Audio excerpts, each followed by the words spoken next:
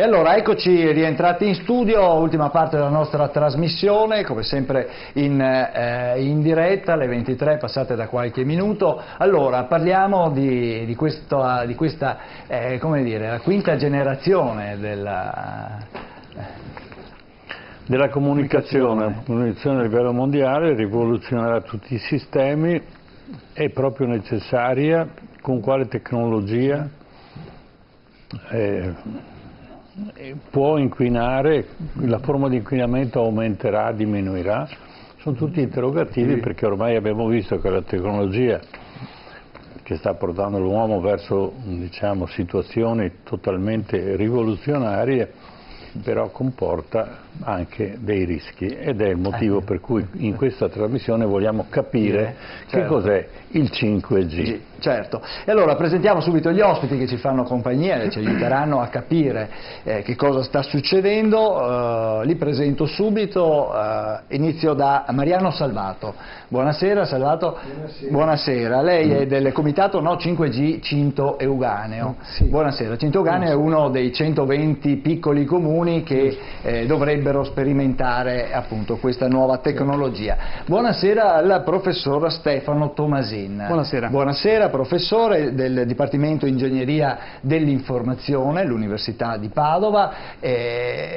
Lei insegna proprio questa nuova tecnologia, quindi dopo ci spiegherà come funziona, come è organizzata e quali sono, diciamo così, com'è la struttura di questa novità, cosa serve e cosa non serve. Buonasera al dottor Vincenzo Cordiano. Buonasera. Buonasera dottore, lei è presidente dei medici ISDE, Medici per l'Ambiente dell'ISDE del Veneto. Grazie anche a lei per essere qua, e buonasera Davide Meneghetti. Buonasera Meneghetti, lei fa parte del comitato Lasciateci Respirare di Monselice, da sempre come dire, impegnati per l'ambiente, tante le battaglie che state portando avanti in questi anni. Allora, dicevamo questa tecnologia 5G che da un lato, come dire, viene presentata come la tecnologia del futuro, quella che ci permetterà di guidare le macchine con la guida autonoma, ad esempio, piuttosto che effettuare anche operazioni, magari operazioni chirurgiche a distanza, ma dall'altra parte invece c'è anche chi ha paura di quelle che possono essere le conseguenze di queste delle emissioni elettromagnetiche che vengono utilizzate per appunto portare il segnale. Una rivoluzione per certi aspetti, perché insomma, si passerà da circa 74.000 antenne che sono presenti attualmente per la telefonia normale, si passerà a 1 milione, forse a qualche milione. Adesso dopo il dottor Tomasin magari ci spiegherà meglio. Allora, entriamo subito nel merito della questione, perché c'è anche una questione politica dietro, ovviamente, no? Se ne discute da tempo, e allora iniziamo presentando quello che è un video istituzionale che ha realizzato il Movimento 5 Stelle in questi ultimi giorni, dove la parlamentare del Movimento 5 Stelle Liuzzi ha, come dire, cercato di rispondere a quelle che sono ai dubbi che sono nati in questo periodo sulla necessità o le paure di l'applicazione di questo 5G. Ecco, e allora iniziamo direttamente. Lo presentiamo subito, ed è questo il contributo numero 4 per la regia. Ascoltiamo assieme. È vero che con il 5G saremo più esposti ai campi elettromagnetici? No. L'esposizione ai campi elettromagnetici è stabilita dalla legge e nel caso dell'Italia possiamo stare tranquilli perché i valori fissati sono tra i più bassi al mondo. Noi per esempio ci troviamo qui, con un valore di 6 volt metro. Sapete dove sono i nostri amici francesi? Eccoli qui. E i tedeschi? Qui. Qui invece gli americani. Sapete cosa vuol dire questo? Che ci troviamo ben 5.000 volte al di sotto della soglia scientificamente definita per prevenire effetti sul corpo umano e ampiamente al di sotto della media europea, che è tra i 41 e i 51 volt metro. Ecco, questa affermazione così sicura, così diciamo un'affermazione molto forte e che non lascia dubbi poi. È realistica? Cioè da un punto di vista biologico queste onde elettromagnetiche, anche se parliamo solo di 6 microvolt metro rispetto ai 20 e ai 30 che c'è in Germania eccetera, è così tranquilla? Il telefonino che noi utilizziamo oggi è così innocuo come sembra?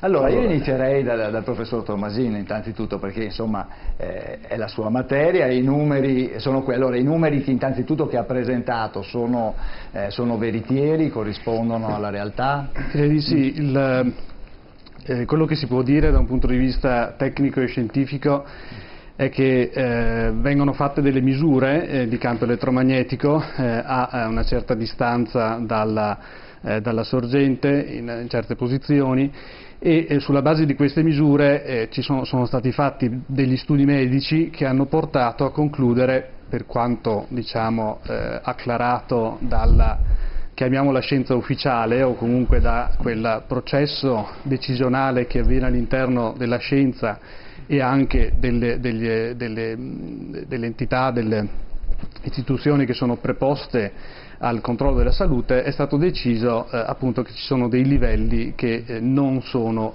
pericolosi.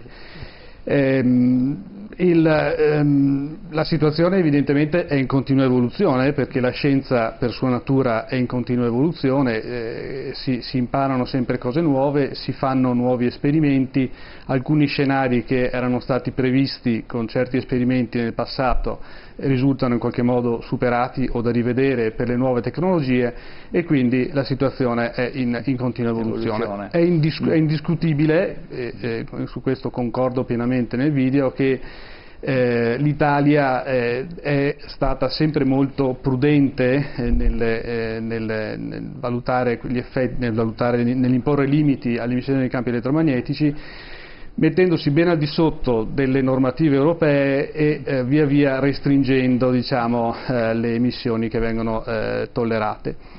Con tutto ciò penso che abbiamo comunque un servizio, diciamo, telefonico attualmente di quarta generazione e poi di quinta generazione, e quindi diciamo che si è riusciti a trovare probabilmente un compromesso che è un compromesso molto sbilanciato verso la difesa della salute e l'effettiva fruibilità del servizio tecnologico.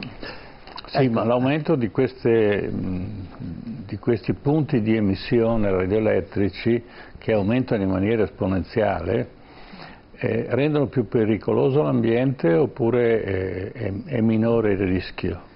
Allora, su aspetti medici non sono titolato a rispondere, perché non sono un medico. Io posso fare alcune osservazioni di carattere tecnologico che riguardano l'evoluzione dei sistemi cellulari, in particolare il 5G.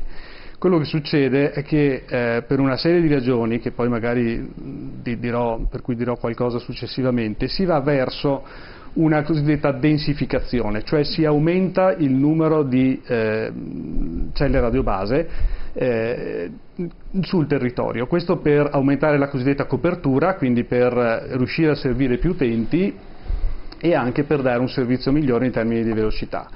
Ora, a questa maggiore presenza di antenne non corrisponde necessariamente una maggiore esposizione ai campi elettromagnetici. Mi spiego. Avere un'antenna vicino a noi permette a chi trasmette il segnale di ridurre la potenza, e in realtà quindi alla fine il segnale che noi riceviamo è lo stesso se fossimo molto lontani piuttosto che se siamo molto vicini.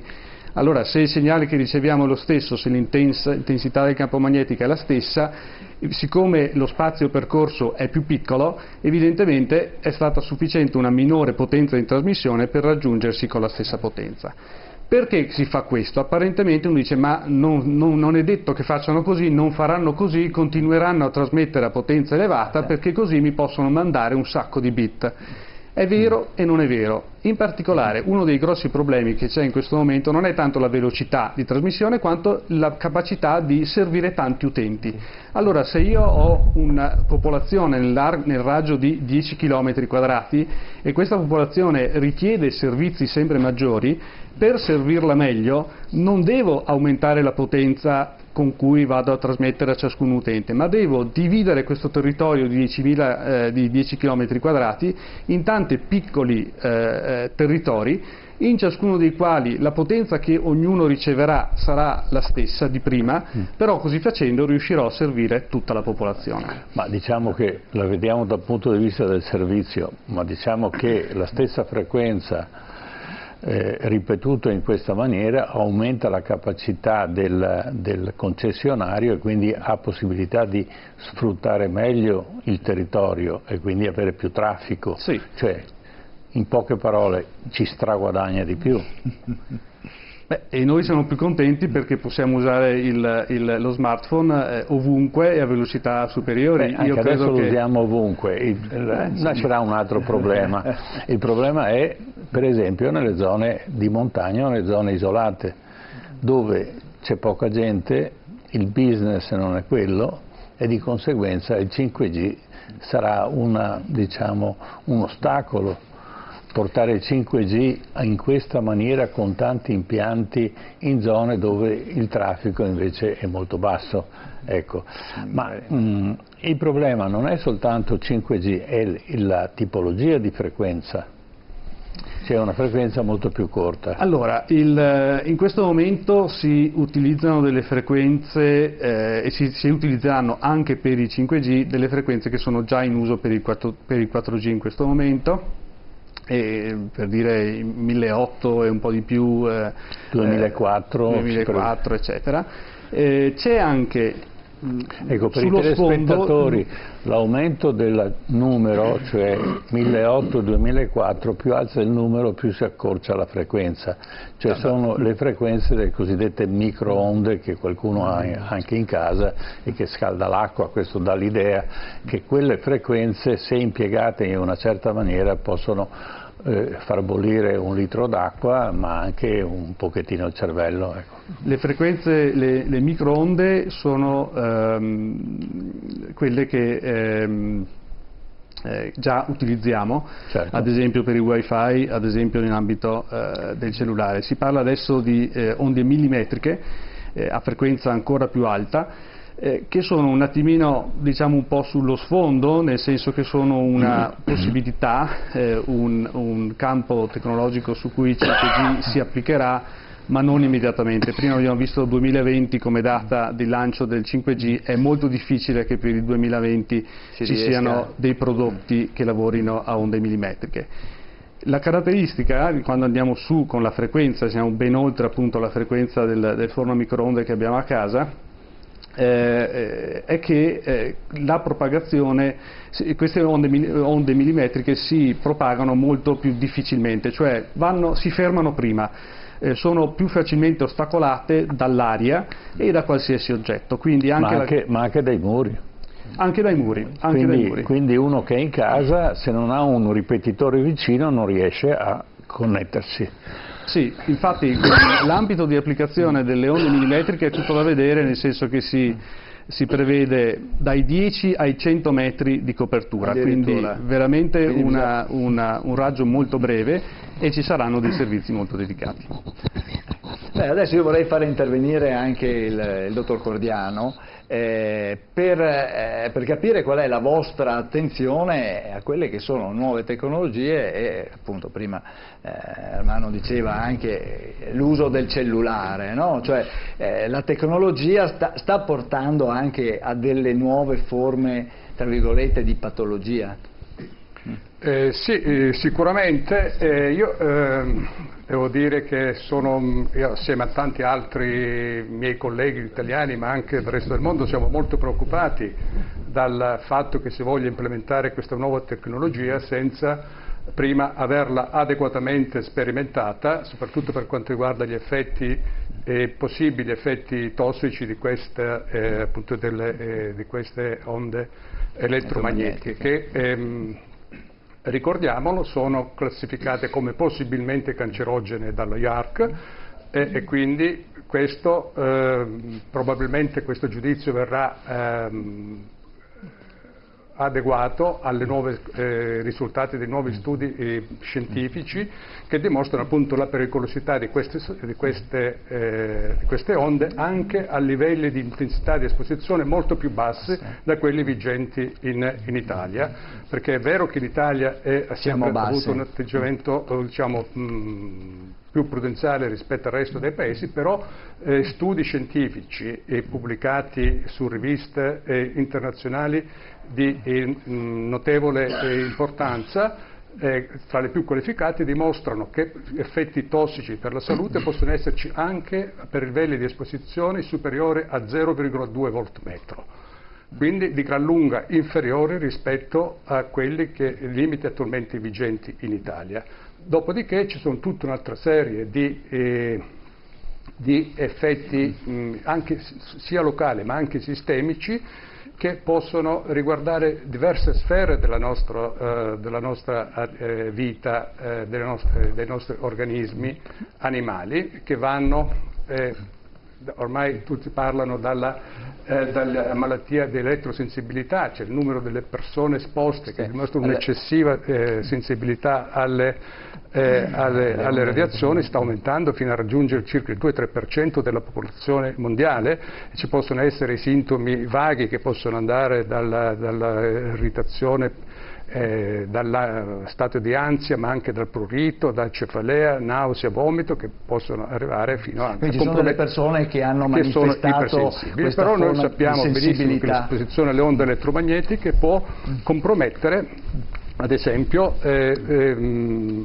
altera la comunicazione fra le cellule, la composizione dei liquidi intra ed extracellulari, induce uno stress ossidativo, l'emissione di sostanze che possono alterare la comunicazione fra le cellule, possono per esempio influenzare soprattutto lo sviluppo anche neurologico e neuroendocrino del sistema immunitario dei bambini durante la vita intrauterina nei primi anni di vita. E ci sono studi molto importanti che hanno associato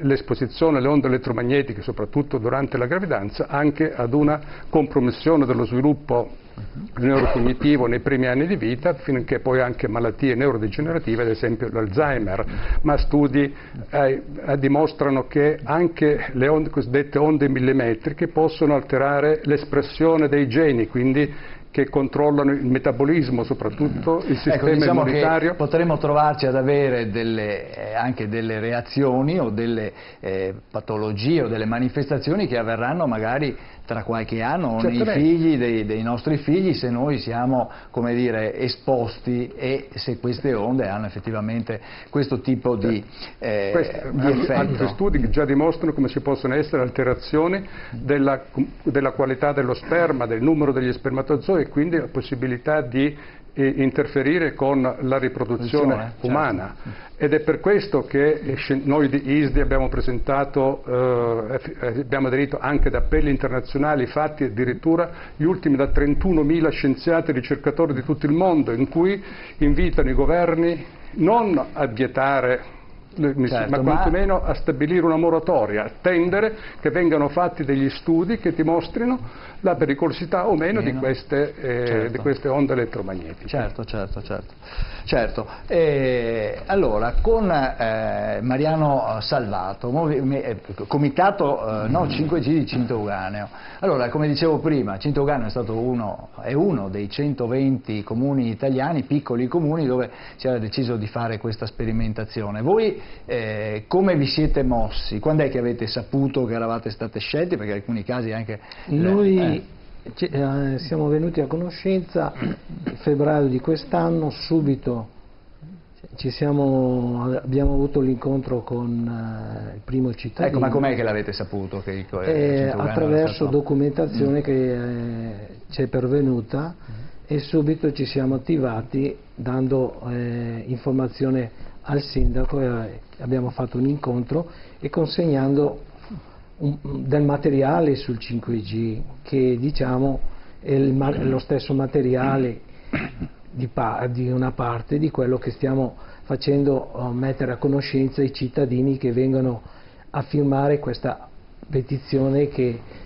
diciamo, noi assolutamente non vogliamo che sia fatta la sperimentazione a Cinto Euganeo, ma anche in tutto il territorio italiano, perché Cinto non può essere solo il giardinetto dove non c'è il 5G, non deve essere in tutto il territorio italiano. È stata proprio ci siamo subito attivati, a fare dei banchetti e abbiamo visto l'interessamento che oltrepassava anche altre province, da Vicenza e da altre zone, per cui sono venuti a firmare sia genitori, persone di tutte le età e soprattutto quello che ci ha molto toccato, anche gli elettrosensibili che hanno dimostrato e ci hanno presentato la loro vita attualmente con l'attuale 3-4G. E lì ci siamo posti, diciamo, un impegno di continuare anche al di fuori di Cinto Euganeo, ed infatti ci interpellano anche dalla Liguria, ormai diciamo siamo un bel gruppo, si sta costruendo dei comitati di una certa portata sul territorio, ma certo, perché il movimento, diciamo, è un movimento diffuso, la rete e tutto il resto, per cui noi chiediamo solo una questione sacrosanta, il principio di precauzione, dove oggigiorno vediamo soprattutto non viene rispettato, soprattutto sui siti sensibili, per le persone anziane, giovani, e per questo avanzamento di una frequenza che non è stata imposta su un territorio e su tutto il territorio e sul globo, senza non rispettare dei principi. Certo, beh, abbiamo, lo accennava prima in apertura, appunto la questione della volontà, poi appunto ricordiamo che la tecnologia 5G, se non sbaglio, è di origine cinese e non necessariamente, dice, no. Professore, da dove arriva la tecnologia 5G? Allora, quando si parla di 4G e 5G eccetera, sono le generazioni di cellulari che in realtà non trovano un riscontro, diciamo, oggettivo in quello che è il processo di definizione dello standard. La definizione degli standard cellulari è una cosa che avviene a livello globale con una serie di operatori telefonici e di cosiddetti manufacturer, quelli che fanno i terminali, che si mettono d'accordo in un processo politico, anche economico, su come procedere dal punto di vista tecnologico. E in questo parterre siedono la Qualcomm, siede Nokia, siede Ericsson, siedono importanti aziende europee e americane. La Huawei, azienda cinese, sicuramente ha investito moltissimo, perché evidentemente è un player molto importante a livello globale, però non è uno standard cinese, insomma. Certo. Beh, allora andiamo avanti con prima di far intervenire anche il rappresentante del comitato Lasciateci respirare, sentiamo la risposta a un'altra domanda, appunto, in questo video dell'onorevole Liuzzi sul 5G, ricordiamo appunto video realizzato dal Movimento 5 Stelle. Ascoltiamo il contributo 5. È vero che non si conoscono gli effetti delle emissioni del 5G? Falso. L'Organizzazione Mondiale della Sanità ha già studiato gli effetti dei campi elettromagnetici, anche per le frequenze utilizzate dal 5G. Quello che dovete sapere è che le frequenze del 5G saranno in gran parte quelle che servono per il digitale terrestre, quelle con cui vedete la TV ad esempio, anche quelle utilizzate per portare internet a casa vostra mediante connessione wireless. Sono frequenze già conosciute e che fanno parte della nostra quotidianità da tempo. Eccoci qua. Allora, anche qui sugli effetti delle frequenze non ci sono problemi, lei si fida? No, ci sono degli studi indipendenti che dimostrano che le onde elettromagnetiche sono nocive, in qualche modo influiscono. C'è anche adesso un professore della Sapienza di Roma, mi sfugge il nome, che ha lavorato per il CNR, che faceva l'esempio di una macchina negli Stati Uniti approvata dal Food Food and Drug Administration, sì. Che praticamente cura certi tumori al cervello e con onde elettromagnetiche sotto il livello termico, no? Perché attualmente gli unici danni riconosciuti dalle onde elettromagnetiche sono per effetti termici e non per l'influenza delle onde elettromagnetiche stesse.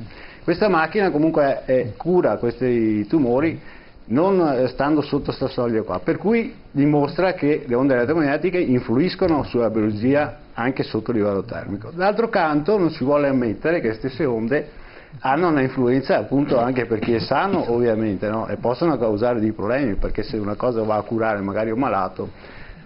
Poi c'è un altro problema che è praticamente che è quello dei controlli. L'anno scorso nella città di Torino, ci sono 1 milione di abitanti grosso modo, sono stati fatti 4 controlli da parte dell'ARPA su richiesta cioè quando vengono chiamati fanno il controllo.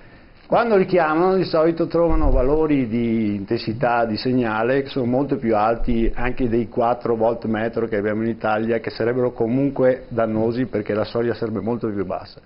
Per cui non abbiamo controlli, non abbiamo apparecchi per monitorare, questo lo denuncia l'ARPA di Torino, per monitorare le onde 5G perché non hanno sufficiente tecnologia.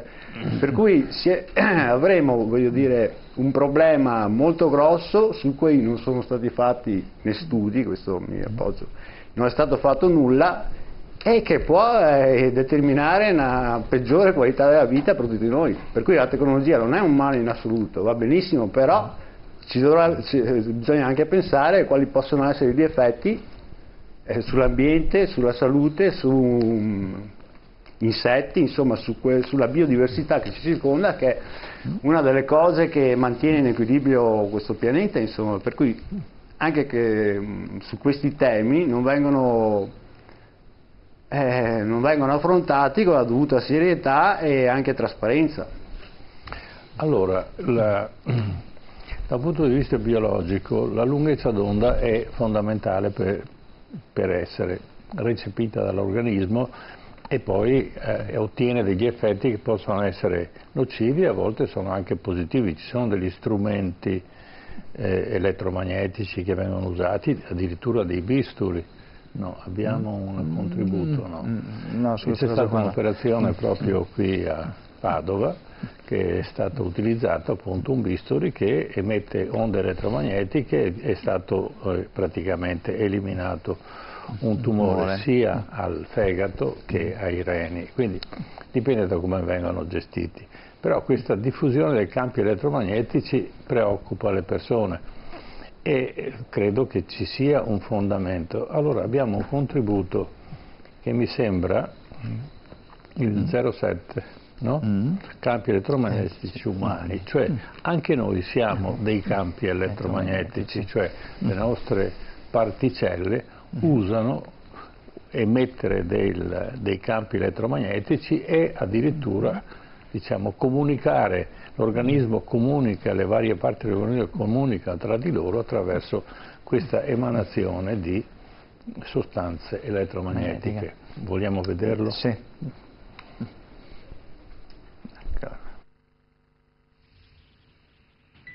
Molte culture del passato hanno esplorato il sistema energetico del corpo. Oggi i ricercatori teorizzano che il corpo ha un campo di energia, chiamato campo morfogenico o campo del corpo. C'è una gerarchia di campi che organizzano i nostri corpi.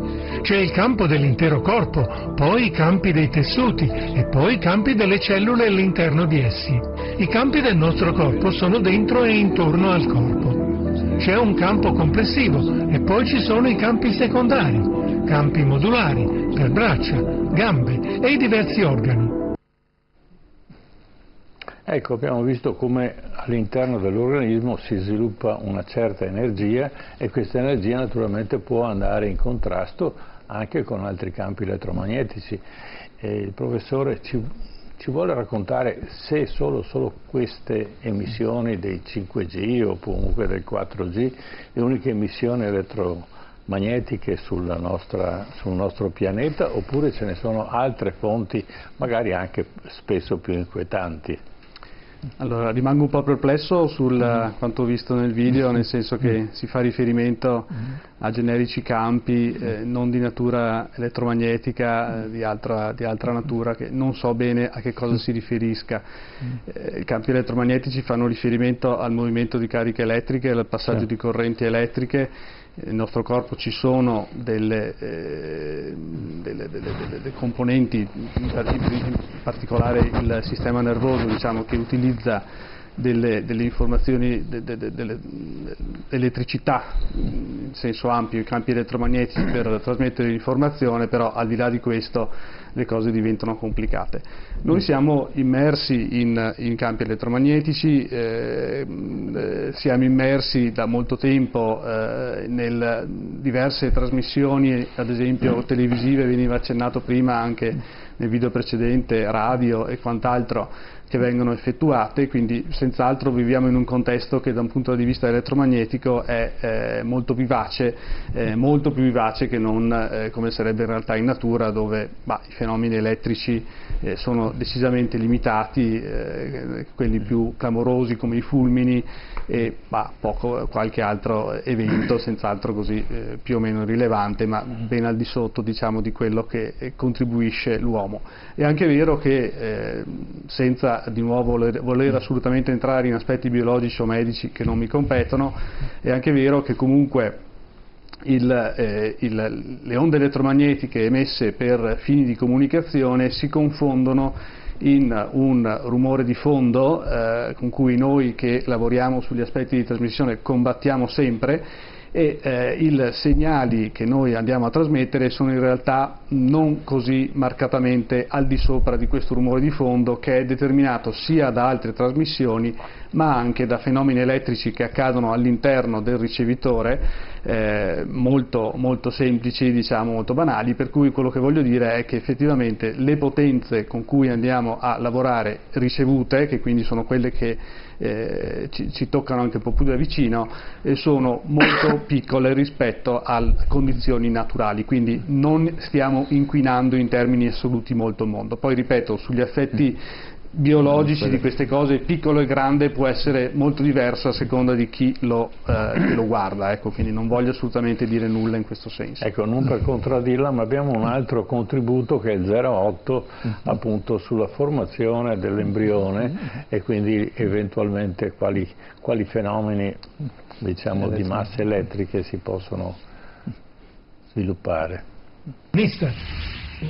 Tutti gli esseri umani cominciano la vita come singola cellula che cresce e si divide, sviluppandosi in diversi organi e membra del nostro corpo. Come queste cellule sappiano cosa diventare ha sconcertato gli scienziati e portato all'idea dei campi di controllo in biologia. Abbiamo già scoperto che ci sono diverse parti del campo del corpo, alcune delle quali sono in relazione con i muscoli e i tessuti connettivi. Un'altra parte del campo del corpo è in relazione con il cervello e il sistema nervoso. E poi ancora una per il campo morfico, che si relaziona con il DNA e le informazioni genetiche del nostro corpo. Quindi il legame con la medicina esiste. Non si tratta di qualcosa di diverso dalla medicina, semplicemente è concettualmente un po' più avanzato. Ecco, abbiamo visto come il nostro organismo, al di là di quella che è la morfologia dell'uomo, degli animali, eccetera, o la fisiologia, c'è anche un aspetto che in questo momento alla medicina classica sfugge, ma c'è un ramo della medicina che va in questa direzione. Prego. Dottor Cordiano.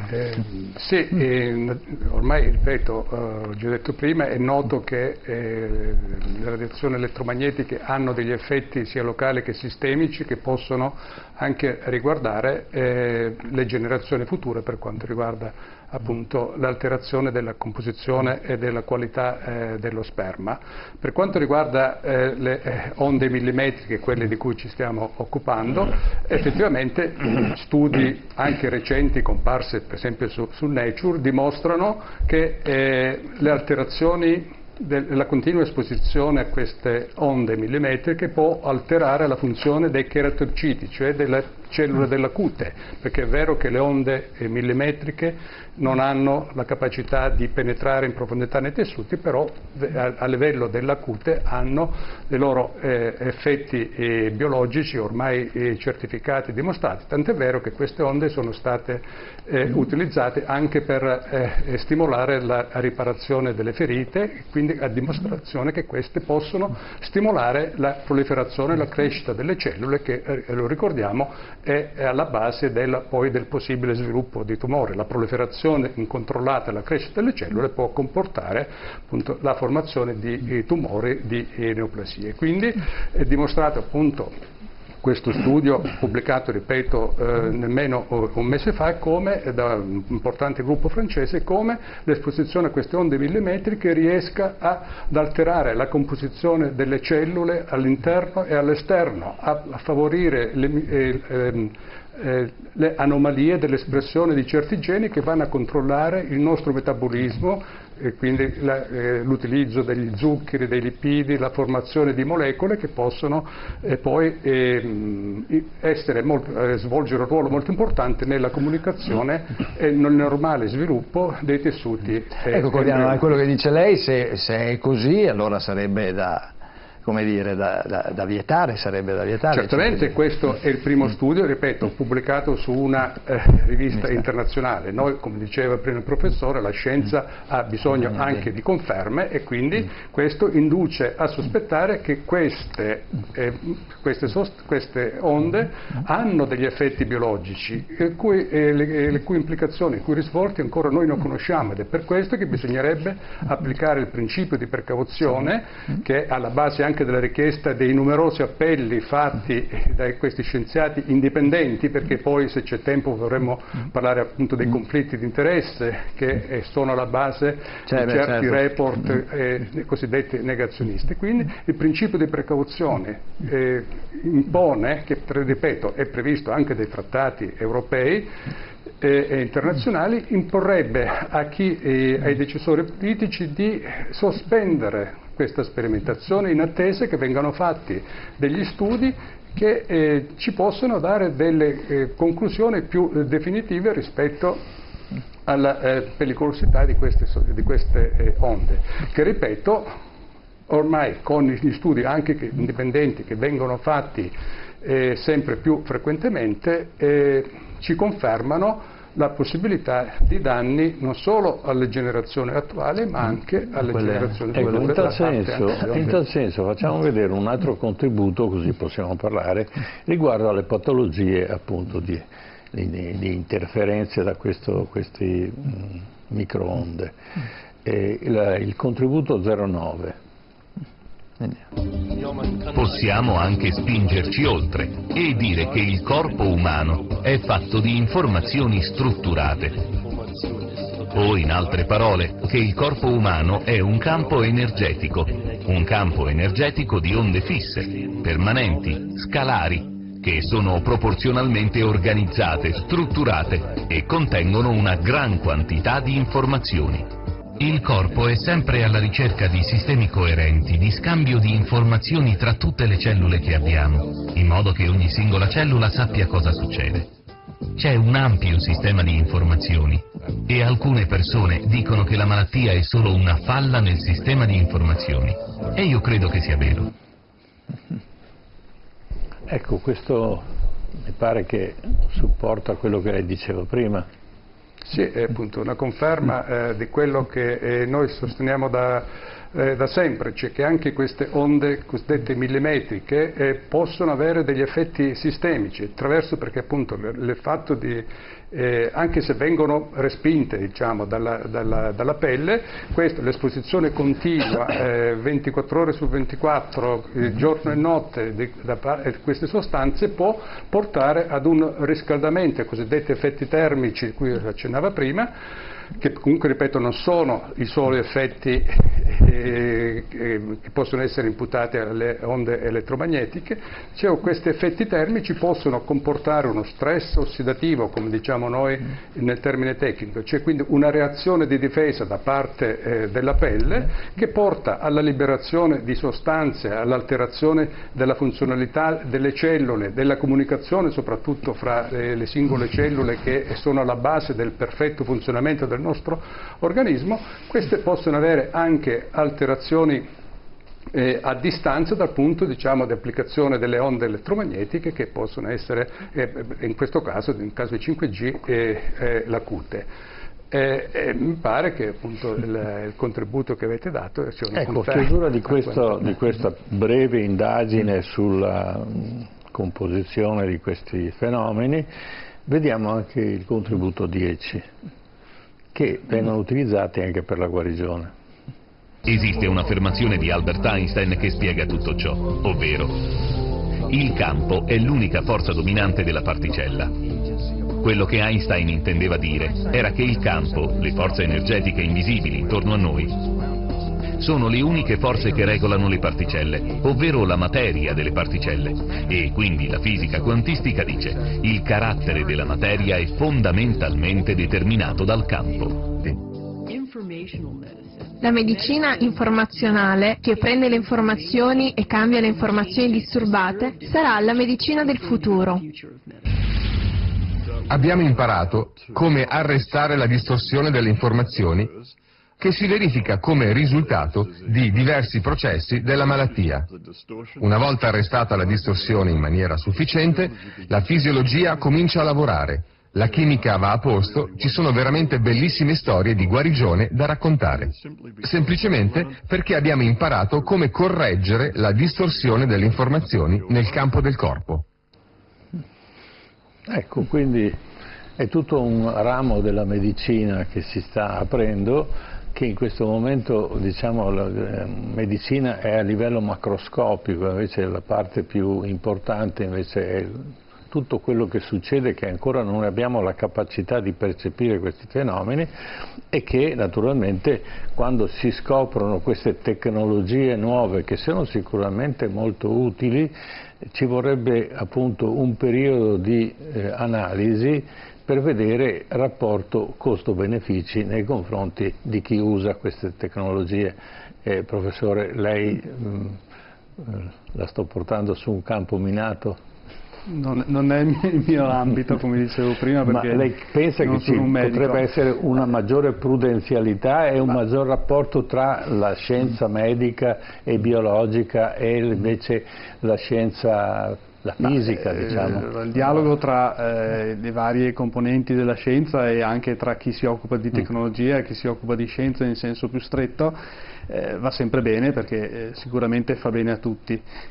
Osserviamo che non stiamo parlando, come dicevo prima, il 5G, come lo vedremo, penso per diversi anni sarà legato alle frequenze che stiamo usando adesso, e quindi ma non è un problema. Che siano buone quelle che usiamo adesso solo perché le usiamo. No, è vero, questo è vero, però è anche vero che le stiamo usando da parecchio tempo, per cui anche studi che possono essere di carattere più epidemiologico, il dottore mi correggerà, possono essere già un po' più consolidati, cioè essendoci una esperienza di più lungo periodo vissuta tra l'altro in maniera diversa sul pianeta, alcune conclusioni temporanee possono essere tirate. Ma questa interferenza sulle cellule non può creare, come si presume in questi studi, un effetto ereditario? Quindi io sicuramente non avrò danni, ma probabilmente mio figlio o mio nipote potranno nascere danni.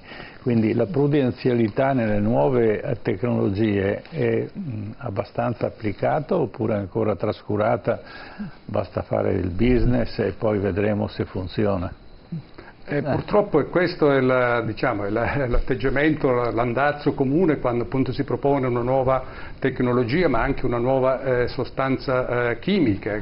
Noi sappiamo che vengono immesse nell'ambiente, ma quindi alla fine anche col rischio che raggiungono il nostro corpo, decine di migliaia di molecole senza una preventiva sperimentazione. Quindi poi verrà dato alle generazioni future, alle possibili vittime, il compito, l'obbligo di dimostrare il danno, quando invece bisognerebbe invertire, cioè chi introduce la tecnologia, chi produce una nuova molecola che deve dimostrare prima di renderla disponibile su larga scala che queste sostanze, questa tecnologia è innocua, altrimenti poi i costi, la cosiddetta esternalizzazione dei costi che vengono accollati poi appunto al pubblico, mentre i guadagni sono privati. E vorrei dire, se mi permettete, anche due parole per quanto riguarda appunto il dialogo fra le varie componenti scientifiche, le varie discipline. Spesso il dialogo è annacquato e confuso dai conflitti di interesse che soprattutto in questo campo sono potentissimi, sono ormai dimostrato come gli studi cosiddetti negazionisti o comunque che dimostrerebbero una assenza di pericolosità di queste sostanze sono generalmente quelli sponsorizzati dalle industrie. C'è l'istituto Lickner che viene preso anche spesso in considerazione dall'Organizzazione Mondiale della Sanità, nonostante abbia un nome, un titolo molto accattivante come l'Istituto, la Commissione per lo studio e la protezione dalle radiazioni non ionizzanti. In effetti è completamente un istituto privato che viene finanziato dalle industrie nel quale si entra praticamente solo per cooptazione. Questi membri vengono scelti non a caso soltanto fra quelli che hanno già dimostrato di credere, di essere convinti sull'innocuità delle onde elettromagnetiche, e questi membri poi spesso fanno parte anche di varie componenti, di vari gruppi, di varie associazioni, di varie commissioni scientifiche che danno i loro giudizi sulla pericolosità o meno delle onde elettromagnetiche di queste sostanze. E questo è stato dimostrato, l'importanza dei conflitti di interessi, chiaramente in Italia dal professor Angelo Levis qui di Padova, che ha fatto degli studi molto importanti in cui è dimostrato appunto come il discorso scientifico viene annacquato, confuso o obnubilato dal fatto di questi studi che... Ecco, a proposito di questi studi, sentiamo l'ultima parte di questo filmato del Movimento 5 Stelle a proposito se appunto se si conosce un aumento dei tumori, ad esempio, con l'utilizzo del 5G. Sentiamo come ha commentato appunto la Liuzzi, e il contributo è il numero 6. Dicono che con il 5G avremo un aumento dei tumori, è vero? Alcuni studi ipotizzano degli effetti dannosi a partire da 50 volt metro per un'esposizione di 19 ore al giorno, per tutta la vita. Torniamo per un attimo alla prima domanda. Vi ricordate dove si collocava l'Italia quanto ai valori massimi consentiti per legge? Anche se da domani aumentassimo i limiti dei 6 volt, non ci sarebbero ripercussioni per la salute. Quindi, nessun allarmismo e nessun pericolo, come ha evidenziato anche l'Istituto Superiore della Sanità. Il 5G porterà nuovi servizi per i cittadini e sarà la base per lo sviluppo digitale del Paese. Quindi andiamo avanti su questa strada con la massima fiducia.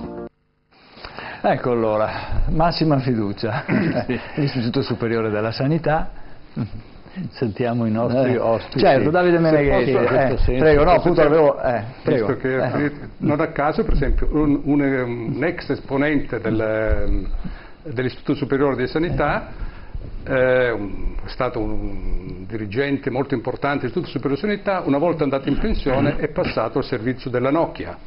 Quindi, e questi esistono già numerosi ci sono dei movimenti esempi a livello, quando si diceva prima di questo istituto dell'Ickner, che è fatto soprattutto dai ricercatori Certo, c'è questa possibilità, diciamo, che i risultati degli studi o delle analisi che vengono fatte possono essere diciamo, sicuramente influenzati, ma riferivo prima agli studi del professor Levis che hanno dimostrato come soltanto un terzo degli studi finanziati dall'industria sarebbero diciamo, negativi, cioè dimostrerebbero una certa pericolosità, mentre invece il 70-80% degli studi indipendenti fatti da università o da enti governativi, quindi indipendenti, dimostrano esattamente il contrario, cioè la pericolosità di queste sostanze. Cioè, quello che dice non è corretto dire, io è la prima volta che vedo il video e sono rimasto di questi giorni, perché parlare di rischio di tumore dell'esposizione di 5G e non è assolutamente nessuno sa cosa può sentiamo anche Davide Meneghetti cosa ci dice. Niente, che tutto sembra sempre non avere problemi, dopo magari ci troviamo come con l'amianto, che ne so, come con parecchie altre cose, che poi i problemi se ne sono e di grossi. Per cui se non ci sono problemi, perché non si finanziano studi indipendenti per dimostrare che effettivamente la tecnologia non ha, voglio dire, perché sì, è chiaro che l'altro giorno la Coca-Cola per esempio ha finanziato a notizia una campagna per dire che la Coca-Cola non porta all'obesità. È chiaro che questi hanno disponibilità economica, possibilità ovviamente di creare delle situazioni favorevoli, però vorremmo anche degli studi indipendenti, perché come hanno detto anche a Bruxelles non siamo cavie, per cui vorremmo una volta tanto che i cittadini non fossero, voglio dire, presi solo come, voglio dire, consumatori senza nessun diritto sulla salute e su tutto il resto. Per questo ci siamo mobilitati anche a Cinto per far sì che, voglio dire, si facciano degli studi seri per vedere, voglio dire, per avere qualcosa di concreto in mano e non solo dichiarazioni così, voglio dire, che fa chiunque.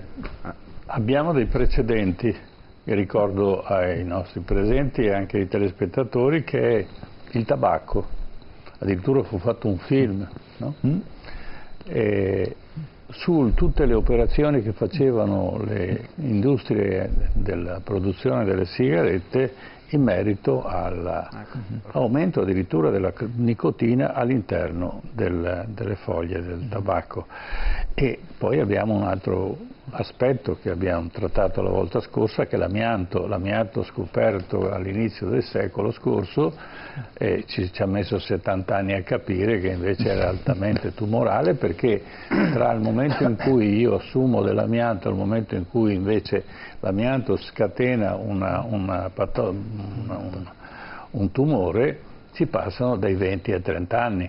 Allora causa ed effetto non mi mettono in condizione di capire la pericolosità, e questo appunto il fatto, questa semplicità di Movimento 5 Stelle che mi meraviglia un attimo, perché mi sembrano invece molto attenti a determinate cose, soprattutto all'ecologia, che diano per certo l'impossibilità che queste onde elettromagnetiche a lungo termine possono anche creare dei problemi. Ma l'ambiente è pieno di queste onde, no? Allora, per esempio, le linee di alta tensione, quante onde elettromagnetiche, professore, emettono costantemente tutto il giorno e qualcuno ci abita pure sotto? Oppure le fonti di elettromagnetismo, per esempio, di queste fari che ci sono all'interno di questo ambiente, la linea ma addirittura abbiamo un commercio di onde elettromagnetiche dove tranquillamente ci dormiamo sopra, no? Quando abbiamo quei materassi che si riscaldano automaticamente, attacco la spina alla corrente e io mi riscaldo, e sono stati altamente promossi, e sono onde elettromagnetiche quelle che emettono, quindi quanto bene può fare la salute un materasso riscaldato elettricamente, dottore? Quindi, sicuramente stiamo parlando di altri tipi di onde magnetiche diverse da quelle dei 5G. Comunque in effetti noi, per ritornare anche al discorso di prima, effettivamente l'uomo si è evoluto in mezzo ai campi elettromagnetici, alle radiazioni elettromagnetiche. Quindi nel corso dell'evoluzione di milioni di anni l'uomo si è abituato ad avere una certa esposizione che probabilmente magari ci siamo anche modificati, magari ci saremo anche modificati. Sì, però in Germania in questo momento stanno atterrando tutte le linee ad alta tensione. Cioè stanno mettendo sottoterra, soprattutto nelle zone abitate, non passano più per aria, diciamo da traliccio a traliccio, ma vengono interate attraverso sistemi di isolamento in maniera tale che non ci sia diffusione di queste onde elettromagnetiche che soprattutto nell'alta tensione non sono così calibrate come sono quelle del telefonino. Diciamo, è un inviluppo di onde che non si sa esattamente quanto bene facciano, tant'è vero che mi pare qualcuno non è consentito costruire sotto un traliccio di alta tensione. Ci sono degli studi condotti un po' dappertutto che dimostrano come appunto l'aumento di certi tumori, di certe malattie, soprattutto di tumori infantili, di leucemie, siano correlati alla residenza in prossimità di questi tralicci dell'alta tensione. Quindi man mano che ci si allontana diminuisce il rischio di contrarre questi tumori, queste leucemie, soprattutto da parte dei bambini. Sicuramente questo è un'altra fonte di esposizione molto importante, è per questo che bisogna assumere un atteggiamento di cautela, perché ripeto, non è possibile pensare che il nostro organismo rimanga inerte di fronte alla continua esposizione dall'aumento dell'esposizione sia in termini di intensità ma anche di durata, perché effettivamente c'è il rischio di essere continuamente esposti sul posto di lavoro, in casa, quotidianamente. Del resto normalmente si dorme col cellulare magari sul comodino, ma dopo parleremo anche... Non sul comodino, normalmente lo teniamo in tasca o lo teniamo sul taschino. E quindi diciamo che vicino al cuore ci sono delle patologie di questo genere che sono state evidenziate. L'ambiente è pieno di onde elettromagnetiche, perché poi la gente è abituata a guardare il telefonino o l'impianto vicino a casa che lo disturba. Ma allora vogliamo fare un passo indietro e vedere un attimo la natura come funziona, come l'aurora boreale è uno scontro di due masse elettromagnetiche che addirittura generano luce. No? Allora, certo, è il contributo 1, lo vediamo e lo ascoltiamo assieme.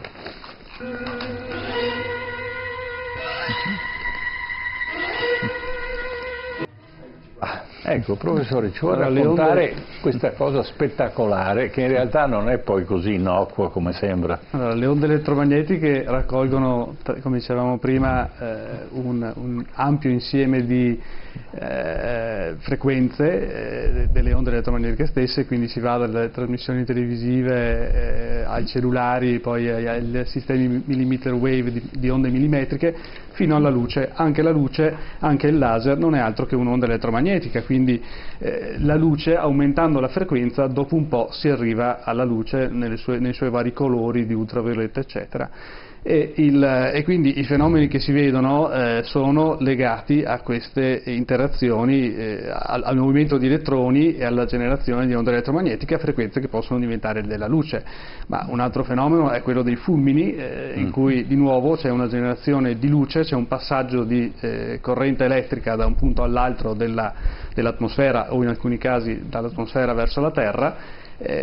Fisicamente questo costituisce la rottura di un dielettrico, cioè di solito è un materiale isolante, l'aria, che a un certo punto, per effetto del fatto che si accumulano molte cariche elettriche in aria e quindi determinano una forte, come dire, pressione, una differenza di potenziale che può essere vista come una sorta di pressione verso la creazione di questa corrente, quando l'aumento di queste cariche è tale per cui l'isolante non riesce più a isolare, allora si rompe e in questa rottura c'è un passaggio di elettroni che crea l'effetto molto bello della luce. Ma noi siamo in mezzo a questa tempesta? Noi siamo in mezzo a questo, quindi... naturalmente in mezzo a questa tempesta, e ci viviamo bene. Le luci che mi stanno illuminando, che ci stanno illuminando, sono onde elettromagnetiche. Penso che noi tutti siamo grati al sole perché sorge ogni giorno. Con tutto ciò naturalmente però il sole a volte esagera. Quindi ci sono tempeste solari. Queste tempeste solari hanno per esempio messo in crisi nel 1989 un impianto di generazione elettrica, cioè un impianto elettrico di grande dimensione in Canada, e ha fatto sì che saltasse tutto. Perché queste onde elettromagnetiche emesse dal Sole, che normalmente ci dovrebbero aiutare, invece erano troppo esagerate, si sono avviluppate attorno ai cavi di alta tensione, si sono scaricate dentro il generatore e di conseguenza hanno danneggiato e hanno tolto luce e servizi elettrici per diversi giorni sia in Canada che negli Stati Uniti. Ecco, questo dà l'idea. Quindi è uno scontro elettromagnetico tra il campo diciamo della Terra e quello solare, ma si dice che nel 1859 c'è stato un'altra tempesta solare che ha avuto esiti allora non così deteriori come adesso, perché allora l'elettricità non si conosceva e poco, però si presume che tra poco ci sarà un'altra tempesta solare e in questo caso nasceranno problemi molto gravi. Comunque se non c'era il sole a sta ora forse non c'eravamo pure noi, per cui diciamo sì, che è un lavoro di sé. No, ma il 5G c'entra in questo caso, perché nel momento in cui ci sarà una tempesta solare di quel tipo quelle del 1859, i nostri telefonini saranno fottuti, i nostri computer si spegneranno. Magari hanno trovato un sistema. Le nostre carte di credito non serviranno più. Di conseguenza le banche, tutto il nostro tesoro che è dentro il computer delle banche sarà letteralmente cancellato, di conseguenza saremo tutti poveri o tutti ricchi o tutti liberi. Se vogliamo aggiungere a questo scenario catastrofico un'altra immagine apocalittica, gli aerei cadranno, perché il sistema di navigazione GPS non funzionerà più e quindi cadranno. No, ma anche in realtà, i satelliti, per fortuna non è vero, no, quelli stanno in piedi da soli. Cioè verranno un po' spostati non funzioneranno più perché entreranno ovviamente questo ci invita, le tempeste solari avvengono diciamo ogni giorno, nel senso che il Sole ha dei suoi cicli che sono, se non ricordo male, di 5-6 anni, in cui si attiva un po' di più e si attiva un po' di meno. Entro in un campo che non è mio, però quindi vado cauto, però ricordo che tempo fa c'era stato un periodo un po' più lungo di inattività del Sole, in cui questi cicli, come dire, sembravano essersi smorzati, che semmai facevano presagire male sulla attività del Sole, diciamo, di lungo periodo, che forse è bene che stia anche lui in salute. Quindi sì, è vero, ci sono queste tempeste, sì, è vero, possono creare degli effetti anche importanti, come tutta la tecnologia, come dire, è imperfetta e quindi vivremo con quello che abbiamo. L'importante è fare come fanno gli aerei, che hanno diversi strumenti per navigare anche quando il GPS non funziona. Le nostre banche sperabilmente hanno delle copie di quello che abbiamo nei nostri conti messi bene al sicuro e così via, quindi noi per fortuna viviamo di cellulare, ma non così tanto, non è che forse qualche giorno senza cellulare vivremo, non è che torneremo alla carta di nuovo a scrivere. No, guardi, c'è anche un'altra cosa che mi viene in mente, che ovviamente dietro il business, diciamo, dei cellulari c'è un grande interesse economico, però ci sono anche delle forze economiche in senso contrario, che non sono solo, non principalmente, diciamo, quelle che magari si oppongono per motivi di salute, che sono più che legittime, ma sono anche delle altre forze che ci vorrebbero portare verso altre tecnologie. Ad esempio c'è una competizione sana, tecnologica, economica, a volte con dei colpi bassi come sempre, tra chi ci vuole vendere la DSL, la linea fissa di casa, e chi ci vuole vendere il cellulare. Nonostante l'immenso sforzo economico di compagnie telefoniche che ci hanno offerto l'alternativa della connessione internet a casa al posto della fibra o al posto della DSL, questo enorme sforzo non è andato poi a buon fine, diciamo, perché c'è ancora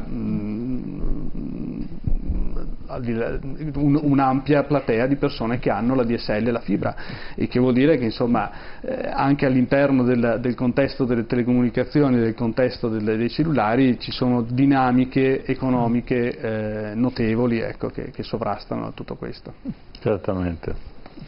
Invece sull'uso del telefonino? Ma io volevo chiedere a Mariano Salvato, innanzitutto, che se ne è stato tranquillo fino adesso, se dal dibattito ha avuto qualche segnale o qualcosa che la può aver tranquillizzata o preoccupata ulteriormente.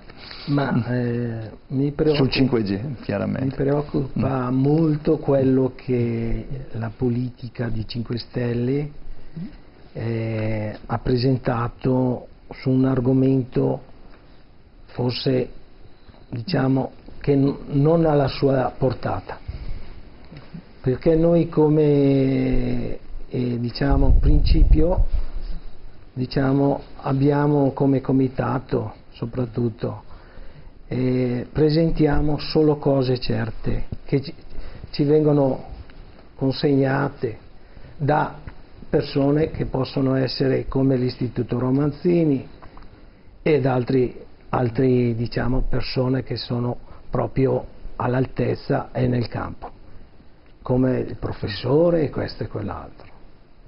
Riguardo a questo mi preoccupa moltissimo e spero che prima di tutto ringraziamo per lo spazio stasera che ci date, perché c'è una mancanza di informazione sui giornali, sulle televisioni di questo arrivo del 5G, che cos'è, e soprattutto da anni c'è una mancanza totale di come viene utilizzato il cellulare. Oggigiorno in alcuni stati il cellulare ai ragazzi di una certa età, fino a 10, 12 anni, 14, non viene consegnato. Nelle scuole prima viene dato l'autorizzazione, dopo viene tolta. Qui c'è, un qualcosa che non ha dei paletti fermi, soprattutto sull'utilizzo dei cellulari. Sì, non c'è un decalogo, non c'è, come dire, una guida sull'utilizzo. Noi come comitato e come associazione APLE, già da anni noi facciamo come APLE informazione nelle scuole con la Presidente Laura Masiero. Per cui noi come comitato subito dal 2007, perché io sono stato già coinvolto, sono dal 2007 coinvolto sulla questione elettrosmog, per non rispetto di siti sensibili a 40-50 metri dalle scuole e dal centro abitato, per quello che continuo a dire che non viene rispettato il principio di precauzione. Noi cosa diamo? La massima informazione, i banchetti, documentazione di come bisogna utilizzare i cellulari, sia per i giovani sia per le persone. Allora riesci a sintetizzare le cose importanti, le cose che possono essere, dopo chiederemo anche al professore. Diciamo che oggigiorno soprattutto è che le persone in gravidanza devono fare molta attenzione, che è importantissimo questo, sull'utilizzo dei cellulari. Cambiamento dell'umore e del carattere, il rapporto dei ragazzi che sta peggiorando sull'utilizzo dei cellulari. E se ne sta già parlando in alcuni flash, ma se ne parla piccoli alla televisione. E diciamo che quella sentenza del TAR del 15 gennaio 2019 che condanna il Ministero dell'Ambiente, della Salute e dell'Informazione per la mancanza dell'informazione sull'utilizzo dei cellulari. Benissimo, se lasci interrompere, volevo coinvolgere di nuovo il professore per avere alcune indicazioni per i nostri telespettatori sull'utilizzo del cellulare. Questa volta la coinvolgo su un tema ancora diverso, ma però allora ci sono alcuni, alcuni accorgimenti, diciamo così, no? Prima si diceva non tenerlo nel taschino vicino al cuore, piuttosto il dottor Cordiano diceva non tenetelo nella tasca. Ecco, ma come si può fare per utilizzare il telefonino ricevendo il minimo, diciamo, tra virgolette, delle onde? Ma, la prima osservazione che faccio è che la potenza che andiamo a ricevere quando siamo a una certa distanza dalla stazione base che ci trasmette, quindi il traliccio, si riduce con circa con il quadrato della distanza. Vuol dire che se noi ci allontaniamo di 10 volte rispetto a una certa posizione, la potenza ricevuta è attenuata di 100 volte. Quindi questo vuol dire che diciamo, allontanando da noi la sorgente di onde elettromagnetiche possiamo effettivamente ridurre significativamente la potenza che ci viene incontro, diciamo, da vicino.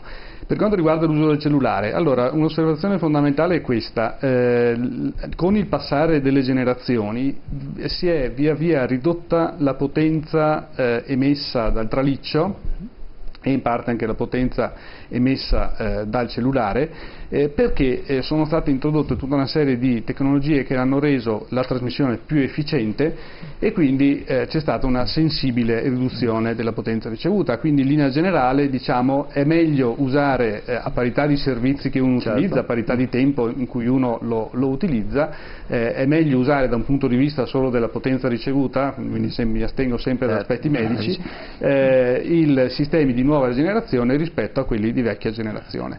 Questo è un'altra indicazione, quindi in questo senso la cosa vale anche per il 5G, peraltro, perché anche in quel caso lì si punta ad una riduzione della potenza, per la ragione che dicevo all'inizio sulla densificazione, ma non solo, evidentemente anche per un aspetto di ecologia, di riduzione dei consumi del traliccio e anche delle persone.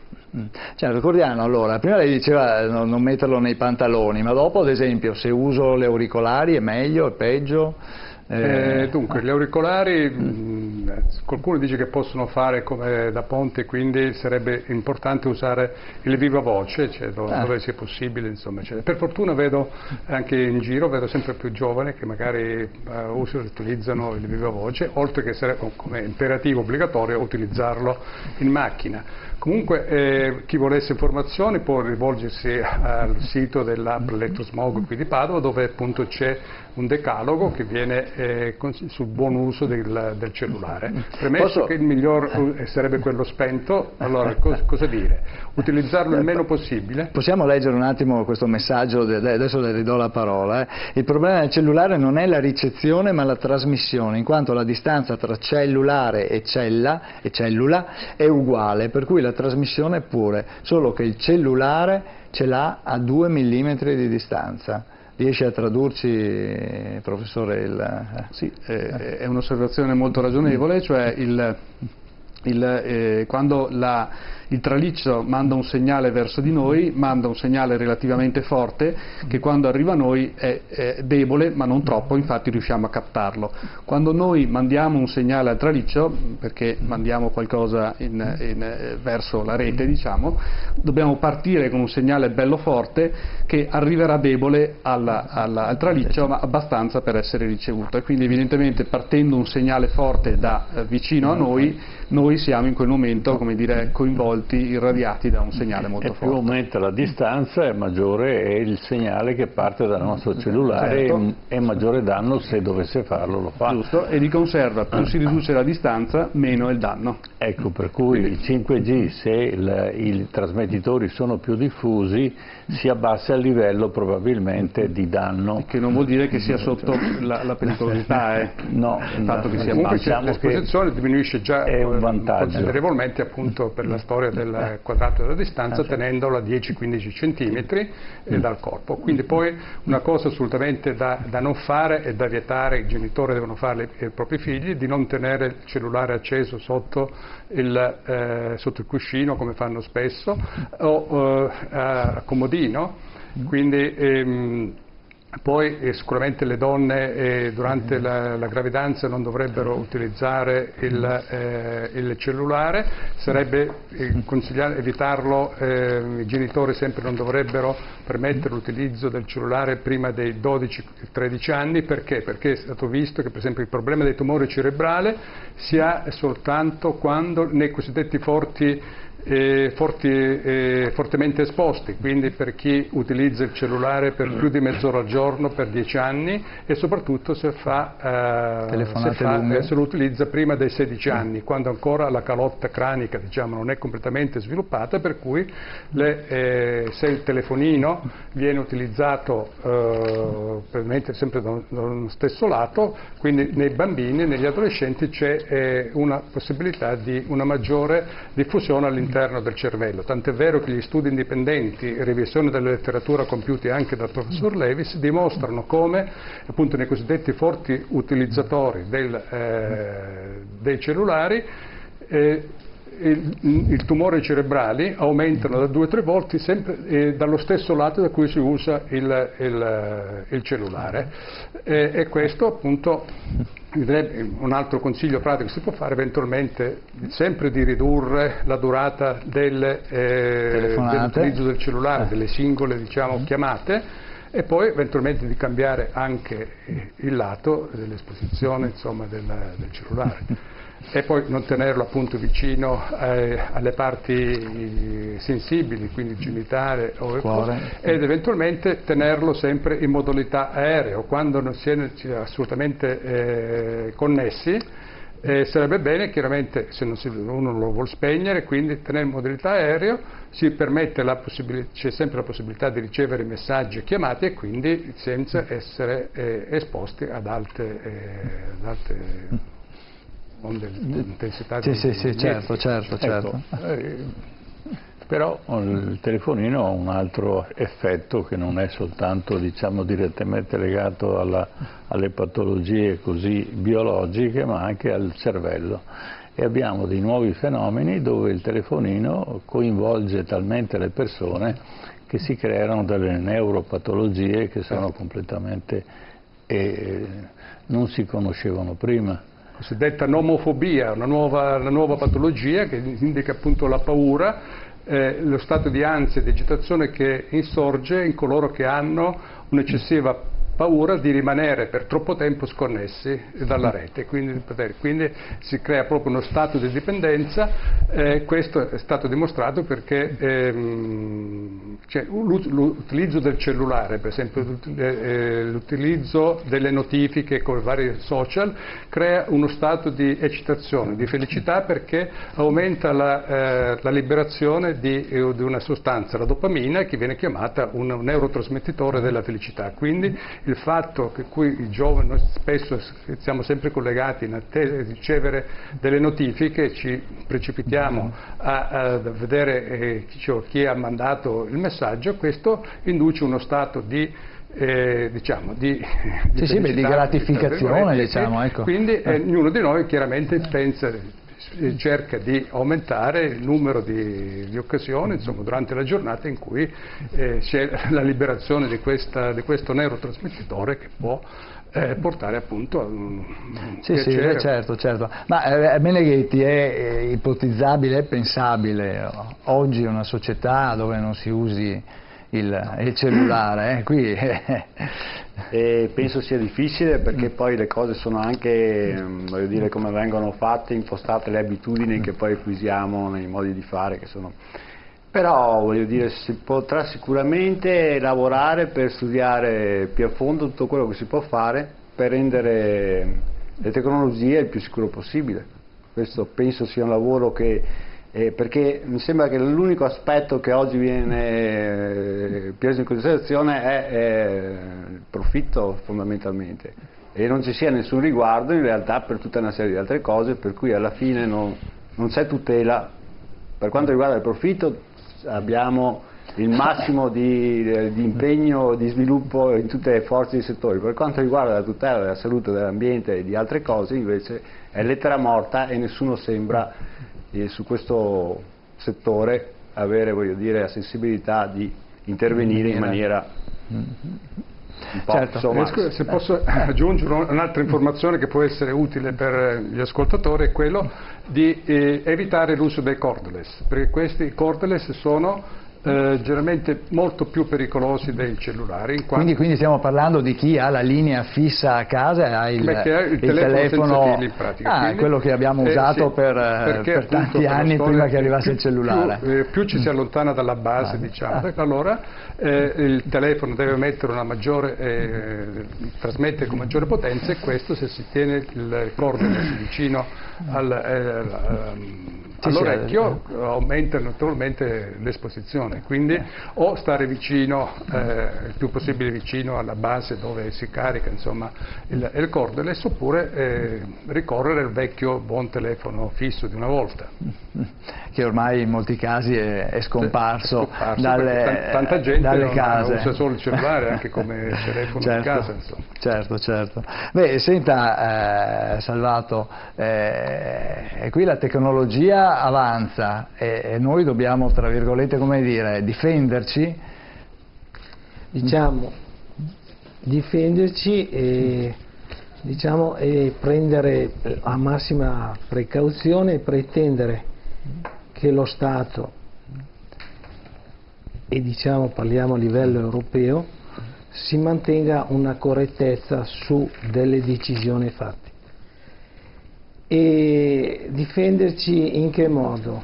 Sapere e informare la gente, il comportamento, non nascondere nulla, essere più trasparenti, collaborare come richiesto sulla moratoria del 2 marzo, che Stop 5G ha dato un'indicazione, piena collaborazione al governo, al Parlamento, alle regioni, alle province, e soprattutto fare l'attore principale il cittadino.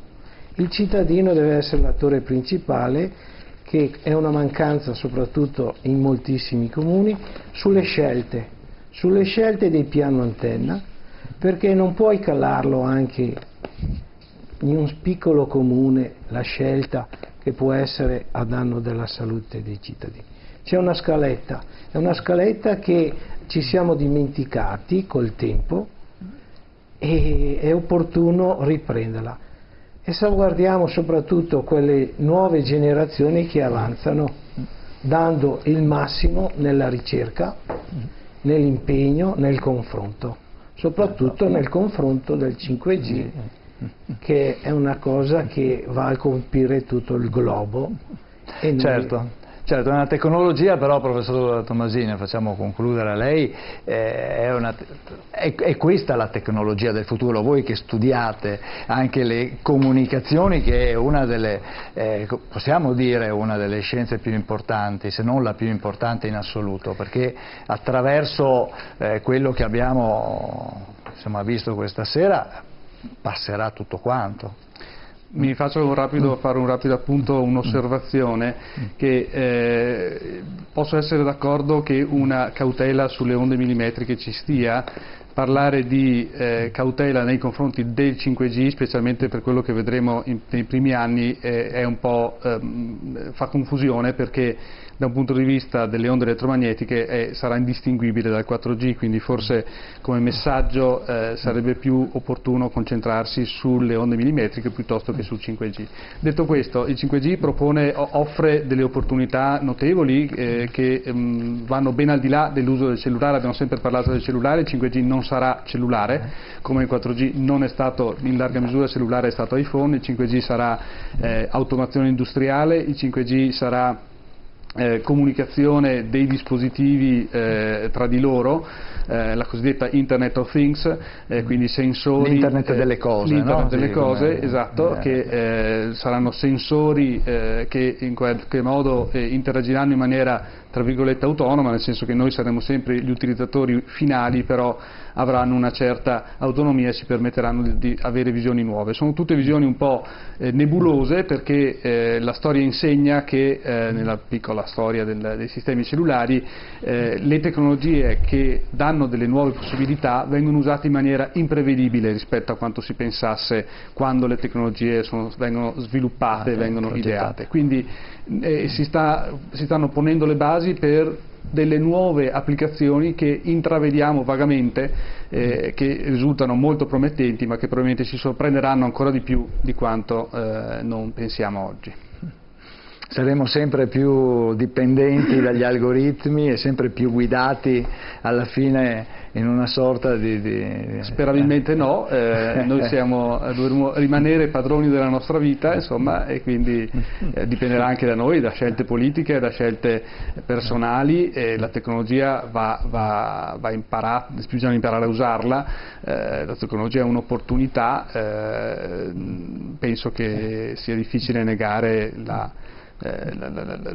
l'utilità, diciamo. Sì, no, l'importante è che resti un'opportunità e che non prenda il sopravvento la tecnologia. Ma anche per la tecnologia prende naturalmente il sopravvento, ma lo è sempre stato. No, ma lo dico in tempi non sospetti. Gutenberg ha rivoluzionato il pianeta. La tecnologia è indipendente, poi dipende dall'uso e da come... Ma certamente, quando hanno inventato la corda mica pensavano di impiccare le persone, no? Quindi è ovvio che è così. Poi sta all'uomo razionalmente farlo, ma siccome questo è uno strumento che non è facilmente governabile e soprattutto non si può andare, è impossibile andare a prendere l'origine, andare a influenzare l'origine di questo fenomeno, perché sono pochi e lo gestiranno, il rischio è che saremo tutti gestiti a distanza e sapranno quanti passi facciamo, il nostro ritmo cardiaco e tutto il resto. Se poi la biologia e la medicina farà un passo avanti e scoprirà anche che potranno modificare anche le onde elettromagnetiche e allungare o accorciare la nostra vita, perché ormai abbiamo visto questo. Io ho visto un bel filmato per dire quanto l'uomo è arrogante nell'affrontare la scienza. L'esplosione di Bikini. Allora c'era tutta la flotta del Pacifico americana attorno all'isola e tutti hanno assistito a questo fuoco d'artificio, perché nemmeno gli ammiragli sapevano cosa stavano facendo, hanno fatto esplodere questa bomba. E sulla tolda delle navi cadeva la terra, pezzi di terra, di pietra, e i soldati li prendevano in mano e se li tiravano dietro scherzando e guardavano con un vetrino nero, guardavano l'esplosione, stavano lì e prendevano anche il sole. Allora, perché manca secondo me una parte di informazione. No, l'uomo è un cretino normalmente, arrogante, che vuole sempre fare di più di quello che è in grado di fare, e l'abbiamo visto, no? La bomba Tsar, abbiamo parlato recentemente su un'altra trasmissione, una bomba che ha rotto i vetri a 1000 chilometri di distanza. Se fosse stata fatta esplodere a Milano, a Palermo si rompevano i vetri, non so se mi spiego. Questo in Unione Sovietica 1961, mi pare 62. Ecco. E fortunatamente l'autore di questa bomba all'ultimo momento ha avuto un attimo di, così, non so, di paura, e ha abbassato la potenza, va bene, a circa un terzo, perché era 100 megatoni e l'ha portata a 50, ma presumibilmente era 30 il livello di esplosione. Questo erano dei generali, dei politici che volevano fare una dimostrazione, ma vi immaginate che questa ha spostato l'aria a 1000 chilometri, e dove sta in verticale, dove sta ancora andando? E perché i piloti degli aerei portano un sensore per vedere quanto radioattività prendono nei loro voli normali di linea, perché a un certo punto si devono pure fermare, perché a livello della stratosfera ormai di particelle di questo tipo ce n'è una montagna. Questo è l'uomo, con tutta l'arroganza. Beh, abbiamo anche bravissime altre persone che fanno, voglio dire, si impegnano in studi e in lavori che sono e che non vengono, ai quali non viene dato spazio, non vengono coperti, insomma non c'è un contraddittorio, se c'è una parte che viene sempre magnificata, mentre non viene fatta, voglio dire, una panoramica a 360 gradi, che sarebbe una cosa intelligente. Giustamente, quello che dice lei, viene prima il denaro o l'uomo?